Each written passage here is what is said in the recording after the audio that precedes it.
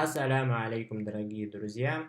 Похоже, миссия провалилась. Хотя совсем недавно Павел Дуров заявлял о том, что миссией Телеграма является сохранить конфиденциальность и свободу слова в мире.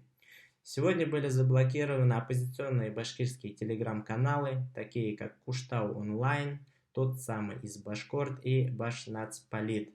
Последние из которых велись Русланом Габасовым, который является башкирским оппозиционером и получившим политическое убежище в Литве. Также до этого, после событий в аэропорту Махачкалы, были заблокированы телеграм-каналы «Утро Дагестана» и других оппозиционеров. Сегодня мы можем увидеть, что Дуров пытается контролировать свободу слова в Телеграме.